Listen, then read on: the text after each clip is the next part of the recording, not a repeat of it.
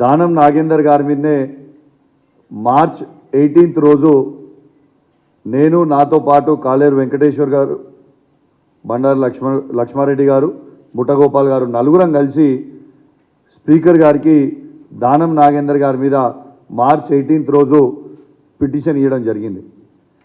ఇంకొక 4-5 రోజులు అయితే దాదాపు నెల రోజులు అవుతుంది. ఏమీ యాక్షన్ తీసుకోకపోతే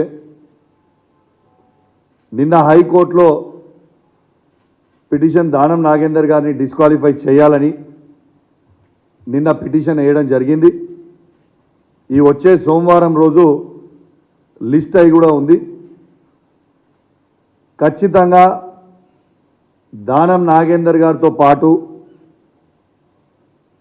కడియం శ్రీహరి గారు, వెంకట్రావు గారు డిస్క్వాలిఫై కాక తప్పదు. ఎటు పరిస్థితిలో వీళ్ళని డిస్క్వాలిఫై అవ్వడు ఖాయం. ఇది సుప్రీంకోర్టు ఆర్డర్సే ఉన్నాయి. 3 నెలల లోపల డిసిషన్ తీసుకొని ఎటు పరిస్థితిలో డిస్క్వాలిఫై చేయాలని ఇవాళ సుప్రీంకోర్టు ఆర్డర్సే ఉన్నాయి. ఖచ్చితంగా ఆ జడ్జిమెంట్ని కూడా మేము అటాచ్ చేసి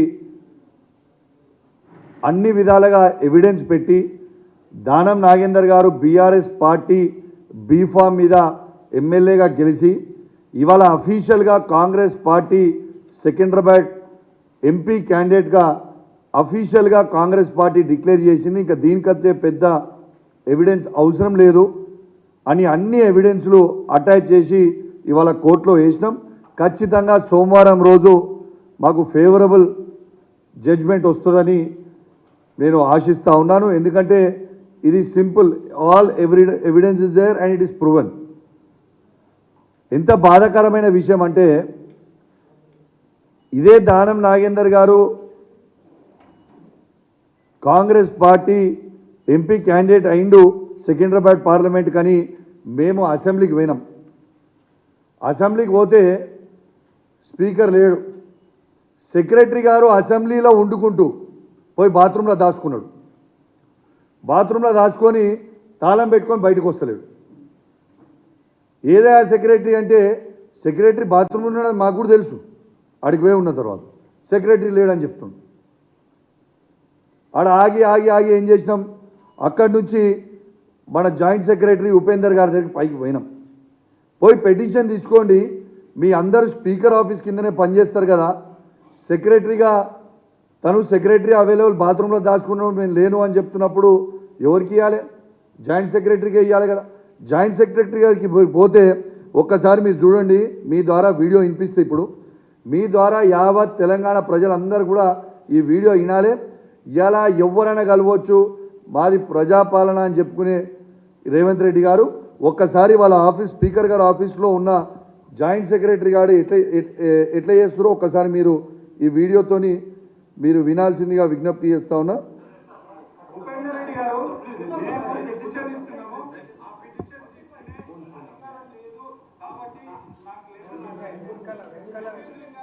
సరే ఒక్క నిమిషం.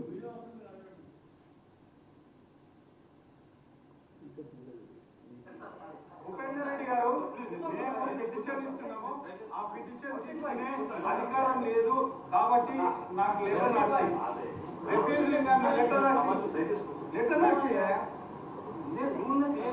నీవు తీసుకోను అని అంటున్నావు కదా, మేము ఇది పిటిషన్ తీసుకోలేము అని మాకు లెటర్ రిటర్న్ రూల్లో ఏడుంది, రూల్లో చదువుతారు ఇక్కడ విన్నారు కదా.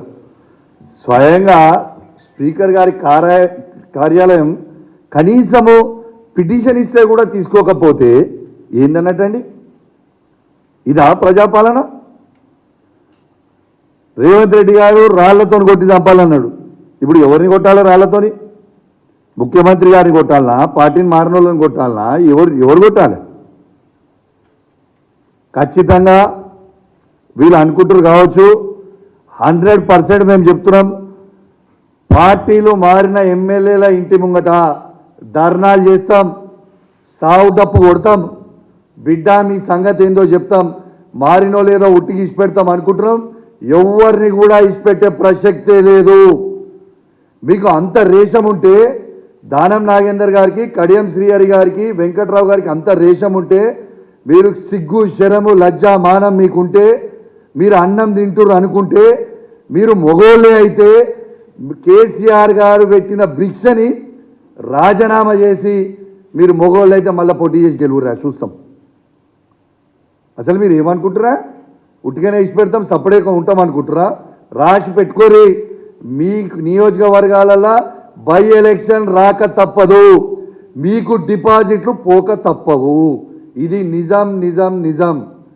ఖచ్చితంగా నేను ఖైరతాబాద్లో ఉన్న మన బీఆర్ఎస్ పార్టీ క్యాడర్ని, స్టేషన్ గన్పూర్లో ఉన్న బీఆర్ఎస్ పార్టీ క్యాడర్ని, భద్రాచలంలో ఉన్న బీఆర్ఎస్ పార్టీ క్యాడర్ అందరినీ కూడా రెడీగామని చెప్తున్నాం. ఖచ్చితంగా బై ఎలక్షన్లు రాబోతా ఉన్నాయి.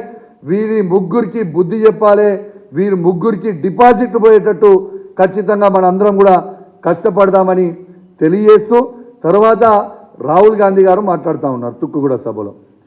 ఏమని మాట్లాడుతున్నా?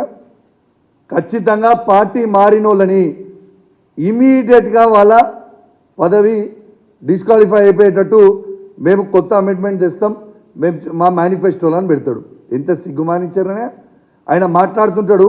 వేదిక వెనుక దానం నాగేందర్ గారు, కడియం శ్రీహరి గారు, వెంకట్రావు గారు కూర్చొని ఉంటారు. అసలు వీళ్ళకి నెత్తి కత్తి లేని పార్టీయా? వీళ్ళకి దిమాగ్ ఉన్నదా లేదా? వీళ్ళు అసలు ఏం మాట్లాడుతున్నా? అంత రేషం ఉంటే వాళ్ళని వెంటనే డిస్క్వాలిఫై చేయర్రి. అసలు వీళ్ళు తెలిసి కండువాలు కప్పుకుంటుర్రా, తెలియక కండువాలు కప్పుకుంటుర్రా, అమాయకంగా కప్పుకుంటుర్రా? నాకైతే అర్థమవుతలేదు. వాళ్ళు అనుకుంటున్నారు తప్పించుకుంటామని, ఎటు పరిస్థితిలో తప్పించుకోలేరు. రేపు దానం నాగేందర్ గారి ఆర్డర్ సోమవారం రోజు ఖచ్చితంగా వస్తుంది. వచ్చిన తర్వాత అదే పాలసీ కడియం శ్రీహరి గారికి, వెంకట్రావు గారికి కూడా ఇంప్లిమెంట్ అవుతుంది. మేము ప్రొసీజర్ ప్రకారం పోవాలి. కాబట్టి ఇప్పుడు ఆల్రెడీ దానం నాగేందర్ గారి మీద ఆల్మోస్ట్ 1 month అవుతుంది కాబట్టి మేము పిటిషన్ ఇచ్చినాం. కాబట్టి ఇప్పటికీ ఉట్టి దానం నాగేందర్ గారి మీద పిటిషన్ వేసినాం. That will be a referendum to other 2 MLAs as well. So 100% by election రాక తప్పదు. ఖచ్చితంగా బై ఎలక్షన్ వస్తుందని కూడా ఈ సందర్భంగా తెలియజేస్తూ, ఖచ్చితంగా ఈ 3 నియోజకవర్గాలలో మాత్రం మన క్యాడర్ మాత్రం రెడీ సిద్ధంగా ఉండాలని కోరుకుంటూ సెలవు తీసుకుంటా ఉన్నాను.